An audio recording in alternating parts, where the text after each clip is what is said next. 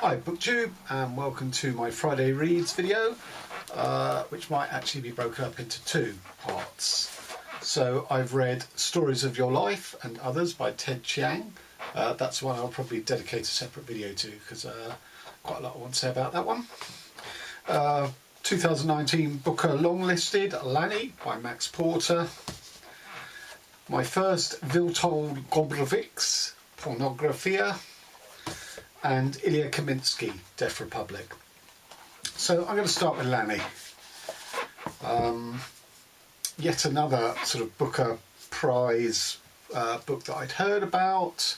I was in two minds to read before I saw it got longlisted, and really the fact it got longlisted was the impetus for me to actually succumb and buy it, which is the same could be said for 10 minutes 38 seconds by Elif Shafak and Night Boat to Tangier by Kevin Barry. I didn't really intend reading them, but once they got longlisted, that nudged me to do so, and I'll put the link in my review to those. And similar really to this, I wish I'd stuck to my convictions in some ways, although unlike those two, I do feel I'm better for having read it, even though in many ways it was unsatisfactory, because I felt this is 1/3 of a really good book, and that's the first third, as it were.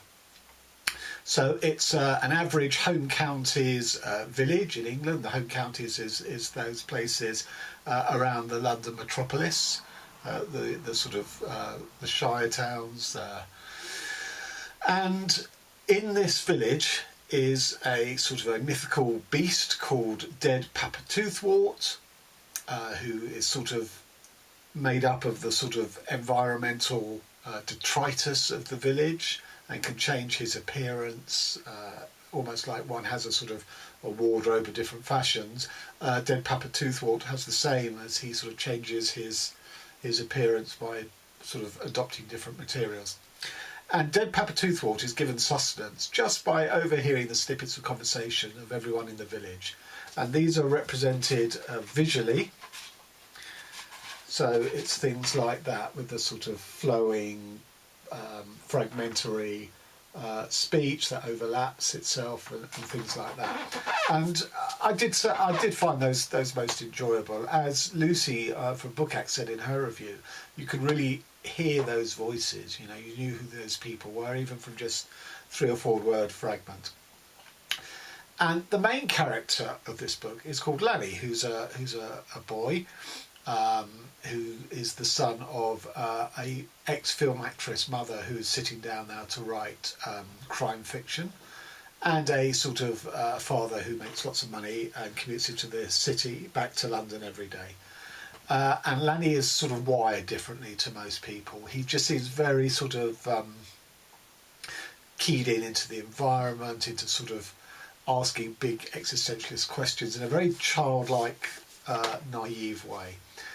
And his mum takes him to an artist who was sort of famous years ago, who was sort of retired to the quiet of this village, and asks him if he will teach her son art, basically how to draw and paint and maybe sculpt, things like that. And they form a relationship because they think very similarly, they understand one another, and they're both outsiders to some extent. And it reminded me of the relationship in Ali Smith's Autumn between the woman and her old neighbour, who's 100 years old and is pretty much in a coma. And this was very similar. It's very touching. And Lanny is an extraordinary creation of a character. I really loved and enjoyed the character of Lanny. So the first part of the novel, which is a mixture of Lanny, his parents' views of him, Pete the artist's sections, and then Dead Papa Toothwort just overhearing these snippets. And I thought that was a really strong and enjoyable third. Now, if the whole book had gone on in that vein, would I have still enjoyed it or not? I don't know, but I did really like that. And then we move on to part 2, where I don't think it's a huge spoiler to say that Lanny disappears. And the whole of part 2 sort of extends the sort of fragmentary, sort of choral polyphony that we had from Dead Papa Toothwort, but this is where Dead Papa Toothwort's in part 1 were fragmentary. These are slightly more developed voices. And the whole village is mobilised by Lanny's disappearance, and it's mobilised both in a literal sort of physical sense, where people go out looking for him in search parties, but it's also mobilising those keyboard warriors, or sort of stood at their sort of front gates gossiping with neighbours. We get a whole gamut of sort of the village's perspectives on basically their values and their worldview.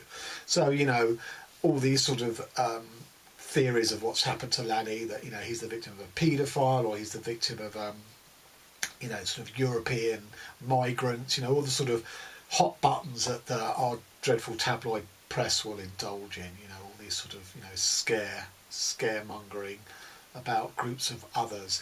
And you realise that, you know, one of the things that, or maybe the only thing that Porter is doing through this, because I'll come back to what I feel about the whole book's themes, is he's talking about those fears which are expressed in the whole Brexit, you know, farrago, about sort of being invaded by others, having our culture change, you know, all these sort of nonsensical notions. And I think that's very clearly pointed up here. I think Will Wiles does it in his book Plume, but Wiles sets his in the metropolis, whereas this is very much in the countryside. But that section, this section too, I did enjoy that, you know, that sort of gamut of opinions and expression of values and stuff. But the actual stuff about trying to find Lanny, I found was pretty sort of prosaic, exactly how you would imagine it from watching any one of a true crime, you know, documentary on, you know, a kidnapped kid or whatever. So, you know, and it had changed from the, you know, Dead Papa Toothwort does not appear in section 2 at all. So we've had this shift from his sort of fragmentary, slightly hallucinatory snippets that he overhears to actually much more grounded and quotidian actual sayings by the villagers. And the book lost, you know, as much as I appreciated that, the book also lost something. It lost its hold over me. It lost its imaginative hold over me. As I say, it was much more prosaic. And then we go into part 3, which I can't really sort of talk about too much because it'd be a spoiler. But the problem with that, with the part 3 that I had, was Dead Papa Toothwort returns and is sort of central to part 3. But what he presents, which is his sort of commentary on, you know, whatever happened to Lanny, and, you know, by that I don't mean, you know, you conclude that, you know, it was a bad fate. I'm not going to tell you what his fate is.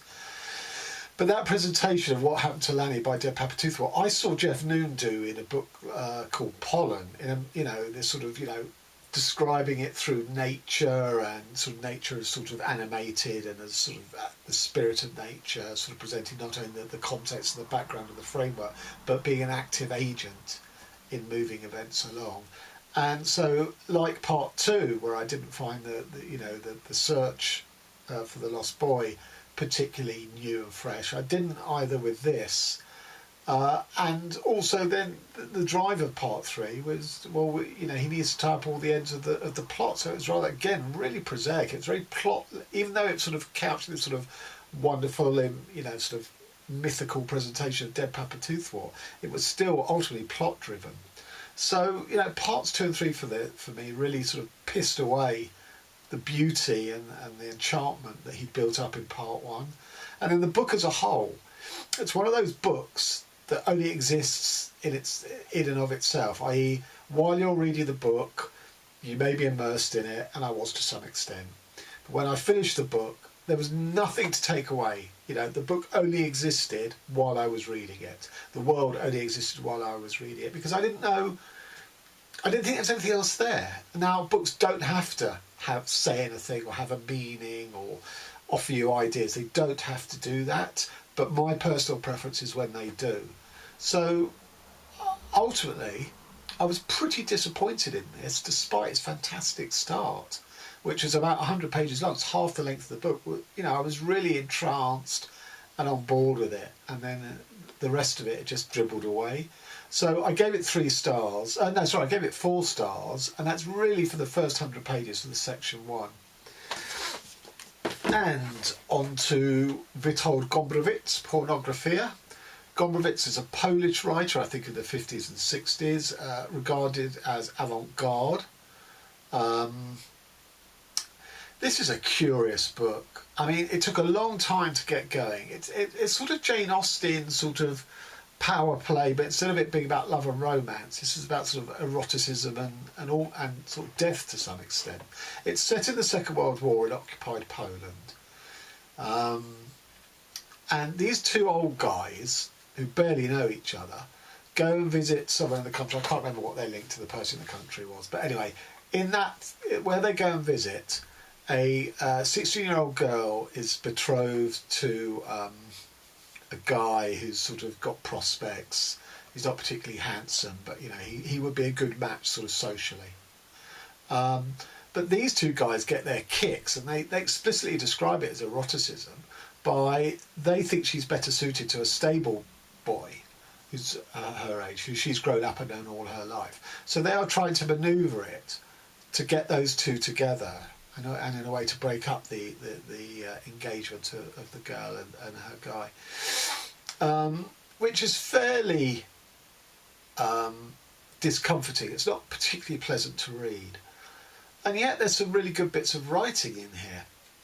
There's a scene where they all go and visit someone else in the village, who's the mother of the fiance, the male fiance, and due to a set of circumstances, she ends up getting stabbed, and she's lying there dying. Now, she is a woman of religious faith, of Catholic faith, and she's lying there on her deathbed, and she's absolutely fixing the gaze of one of these two guys, the chief manipulator, who is an avowed atheist, and she's had discussions with before. And it's a really well-written piece. It's a sort of a battle of wills. You know, she's not looking at anyone else in the room. She's just going to look at this guy who she has no relationship to. She's only just met him. And the guy thinks, oh, you know, she's on the point of death. She realises that her religious faith is all a sham. It's all for nothing. How can there be a God if her life's going to be taken in this manner? And her point of view is, no, the last thing I'm going to do is save his soul. I'm going to take his soul up to heaven with me. I'm going to, you know, redeem him and all of this. And it's brilliantly written. It's really tense and it's really powerful. And then we move on back to this sort of, you know, the sort of sexual shenanigans and manoeuvrings between this sort of menage. Well, it's not menage a trois. It's a love triangle. And a Polish leader of the resistance in the area is on the run because basically he's lost his nerve, and he ends up in the house with these guys, and they get the order that they need to kill him before he gets, you know, basically through his cowardice, he spills his guts and betrays secrets and you know, gives away contacts to the Nazis. So we've gone from a sort of, you know, manipulation and manoeuvring of two 16-year-old kids to a Dostoevskian who's gonna stab this guy, who's gonna finish off this guy.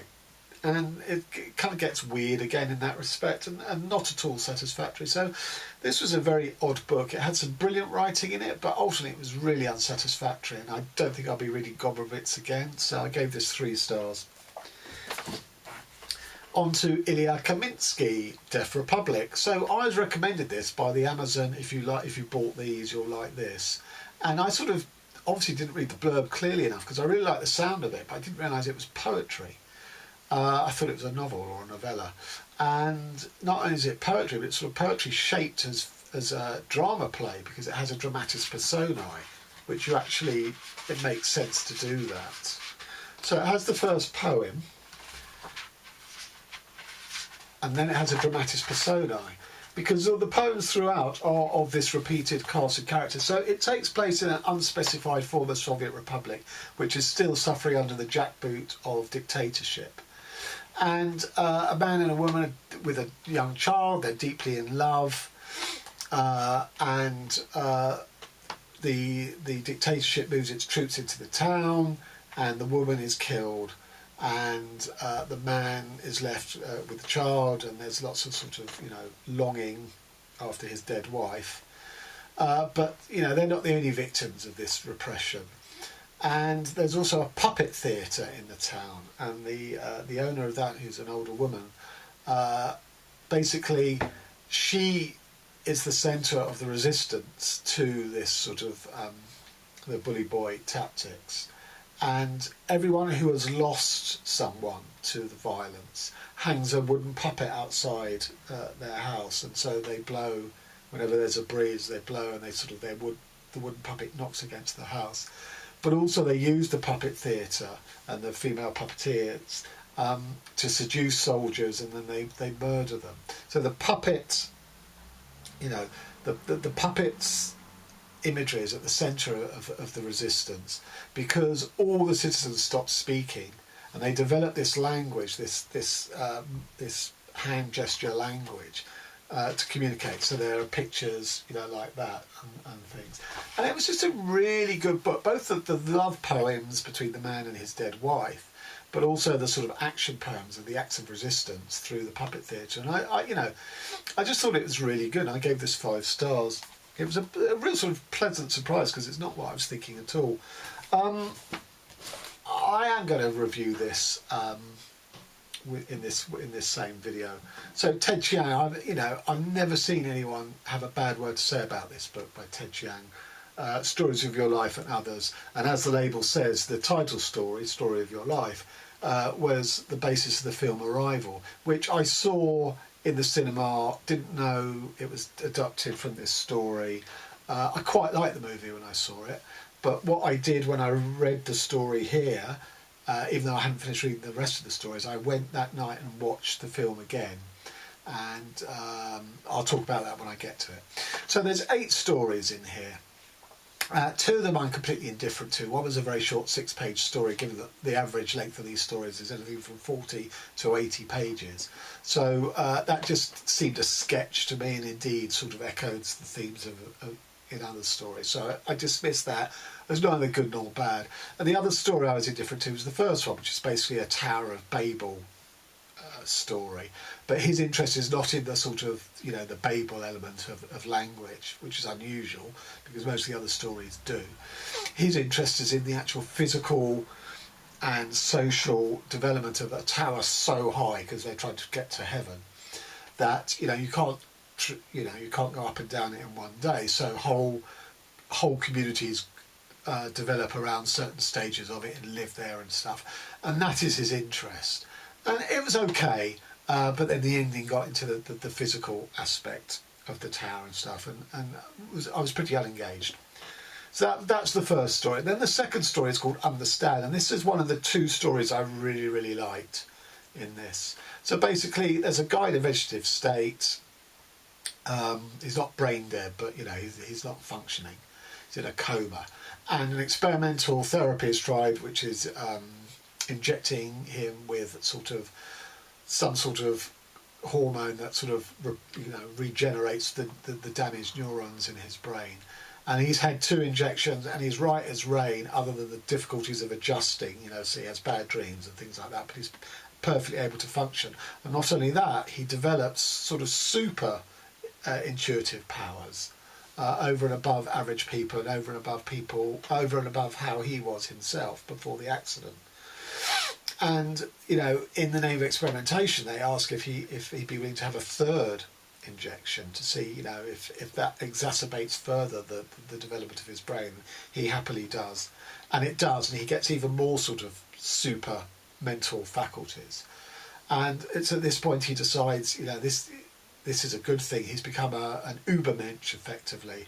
So he sort of goes off grid, steals another injection for himself, completely disguises his identity and his location, because he uses these powers to become an ace hacker and to crack top security online systems, etc., etc.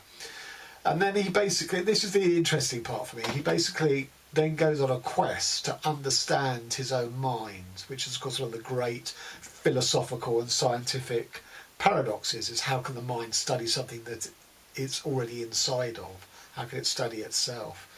There are limits, it's a bounded system, and it's inside that system. But because he is changing the pathways, he's pursuing what are the limits? How can he overcome the current limits of the brain, which are things like limited capacity of connection, limited capacity of the skull's surface area, and volume capacity, and all these sort of things. And he discovers other limits such as language and linguistic and logic and all that. And that's really interestingly explored in here. About, it reminded me of David Eagleman's Son, which is different ways of thinking about human thought and perception and how we conceive and put things together. And then the rest of the story, he discovers that there's another person on that programme who's also managed to gone off the grid, and the two of them coming together. I'm not going to spoil it any more than that. So that was a really strong story. So that was called Understand. And then the third story was called Division by Zero, which was again okay. Every section of it was preceded by a thing from sort of the history of maths and the history of science. It was fine. There's nothing wrong with that. Then we come to the title story, The Story of Your Life, which became the film Arrival, which I loved, and as the other story in here I really liked. And unfortunately the film glommed on this sort of thriller element. So basically, foreign aliens land on Earth. They are completely different to us in their physical morphology and in their language. So we have to get a language expert or a team of language experts working at all the individual landing sites to try and work out what the system of communication is. And the film does replicate that. And what you realise is that these creatures are not linear in their understanding of time, sequence, events. That for them, they're more quantum, that everything is on a spectrum. There is no now, future, past. It's just all simultaneous. And that is reflected in their language, which has no obvious grammar and no obvious syntactical sequence like ours does. So it's the clash of these two languages trying to grope towards understanding each other. And in the book it is brilliant. In the film it's sort of there, it is there, but unfortunately with this idiotic sort of thriller element where it's a sort of Cold War, China, Russia, have a different view of the aliens than the Americans do. It's a race against time because, the Chinese and the Russians want to blow these creatures out of, to kingdom come, except none of which is in here at all. So unfortunately, I found the film, interestingly, I found the film scrofulous having read the story. First time around I thought it was an okay film. Second time I just thought it was completely scrofulous.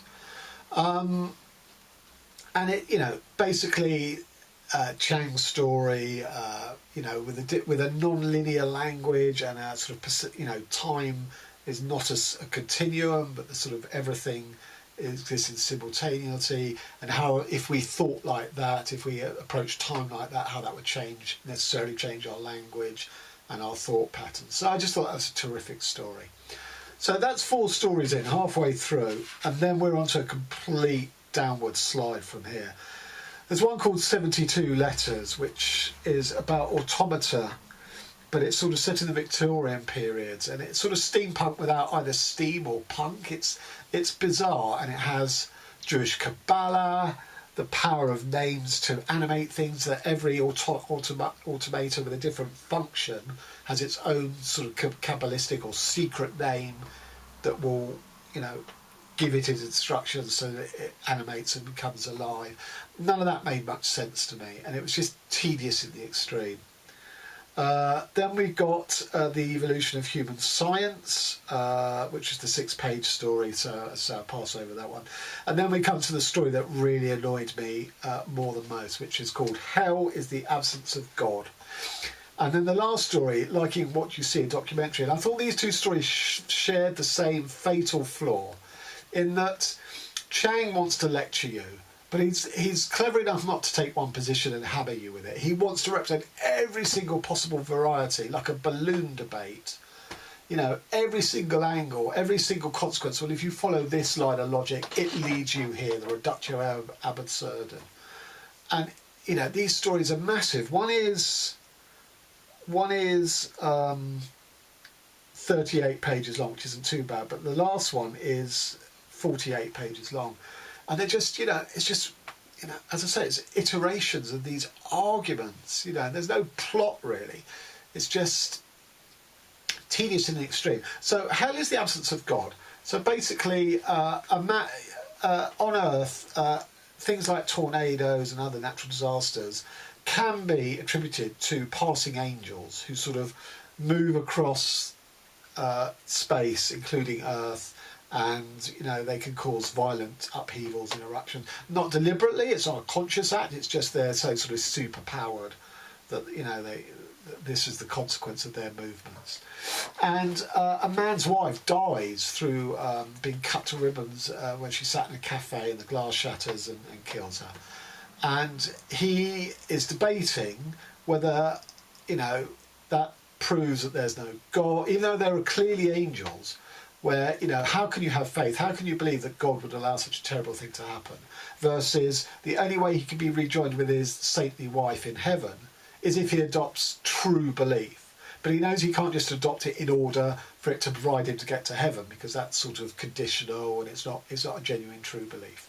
So all the time we go through backwards and forwards that, do terrible acts on earth prove the existence of God and that you should have faith, or do they prove that there is no God, or no God that actively cares and is involved in earth? And we get other characters. We're even told there are 2 significant characters in his life, but actually there seem to be lots of other characters who have an influence on his life. And it's just, as I say, every single permutation around this question of to have faith or to be disabused of having faith. And it just goes on and on and on and on, and really unsatisfactory. And the last one, like in What You See, a documentary, starts off with an interesting premise that in order not to have what is called lookism, where you judge people by their sort of surface beauty and all the iniquity that leads to, that you can have this device which basically makes you view everybody the same. They don't look the same, but you make no judgment. And that's explained in a really interesting way that, one of the key functions of humanity in the brain is our ability to recognise faces and detect different faces, which is, of course, one of the first things that babies do, is facial recognition, and lots of tests have explored this. So it's got a specialised function of the brain almost dedicated to it, and that's the part that you can, in this story, that you can switch off, as it were, or mute. Whereas other parts of the brain, because they rely on different parts of the brain working together, you can't switch them off. So you couldn't switch one off for sort of base prejudice and racism or violence against women or whatever. That's sort of the premise of this, and that was really interestingly treated in this first part of the story. But then there's an educational institution that is having a vote as to whether it should be compulsorily adopt this function of switching off the face recognition or the face distinction thing. And so it is literally a debate. It's all these different viewpoints, and you get the media get involved, and the cosmetic industry get involved, and there's all these sort of interest groups pitching in and stuff. So again, we get every single bloody possible argument on both sides fed us, and it's just tedious in the extreme. And ultimately what the story is that the girl has hers switched off. But she asked to have hers switched on, that she was brought up with it, so she's known nothing but it. So initially there's an interesting adjustment period where she starts seeing the world and people differently. But then she's sort of trying to manipulate her boyfriend to get his switched off. Her ex-boyfriend, because she wants to get back together with him. And she thinks the only way she could do that is because she's come to realise she's a beautiful looking woman, that if she gets him to switch it off, he'll see that and they'll get back together. So it's a sort of teenage romance angst thing at the heart of what is sort of purported to be actually much more high moralistic, highbrow, and it's not at all. It's a teenage romance shtick, and So I come back. This is the first book of short stories I've read this year, and I come back to my video on it last year. I'll post the link as to why I've pretty much given up on short stories, because although Ted Chiang avoids what most people do, which is put his strongest story first, he hasn't done that here. You've got the usual thing of 8 stories, 2 fine stories, 3 indifferent stories, and 3 terrible, atrocious stories, which I find you get those sort of ratios in any collection. So I gave this 3 out of 5. That's simply on the strength of Understand, the one about the sort of enhanced brain function, and the title story, which so pisses on the movie adaptation. It's not true. So there you have it, what I've read. So, Story of Your Life and Others, Ted Chiang. Sorry to all those who venerate this book. I only gave it 3 out of 5. Ilya Kaminsky, Deaf Republic, 5 stars, despite not being anything that I thought it was. Pornografia by Witold Gombrowicz, 3 stars. And Max Porter, Lanny, 4 stars. And as to what I'm reading, fiction, I'm reading Playing Possum by Davey. I'm about halfway through this. Really enjoyed this. It sort of reminds me in a way of Lanny in what it does with language and stuff, but it's unlike this one, which will leave no thought beyond its pages. I think this one will, mainly stylistically. What he does with time and character and narrative perspective here. So I'm loving this. I hope it keeps that up to the end. Publishing Manifestos. What a beautiful book this is. About a third of the way through this, maybe a bit more. Now, is it publishing manifestos as in manifestos by people who are published, and this is how we publish books, this is what books are meant to do, or is it how to publish manifestos? Well, it's both. There's things about self-publishing, fanzines, there's Riot Girl, there's lots of sort of gay manifestos in literature, and there's a lot about art books and publishing art that move from the gallery and hanging on wall space, which are unique artworks seen by crowds of people in a gallery, to mass artworks in the form of a book but read individually by the reader at home. So there's a lot of interesting stuff here, and I'm enjoying this. Not every manifesto is interesting or engaging, but a lot of them are. And finally, 1,000 Years of Non-Linear History. It's a really interesting book. It's in 3 sections, and I'll just read you what the sections are. That'll give you an idea of how this approaches history. Lavas and Magmas is section 1. Flesh and Genes is section 2. And Memes and Norms is section 3. And each of the 3 sections are looking between 1000 AD and 2000 AD. So they're not, when they say memes and norms, we're not talking about the internet age. This is pre or pretty much pre-internet age. And it's just different ways of breaking into the patterns of history in ways patterns that haven't been considered before, and are often how human behaviours mimic or are synchronous with non-human patterns. So this is a very interesting book. Okay, so till next time, thanks very much.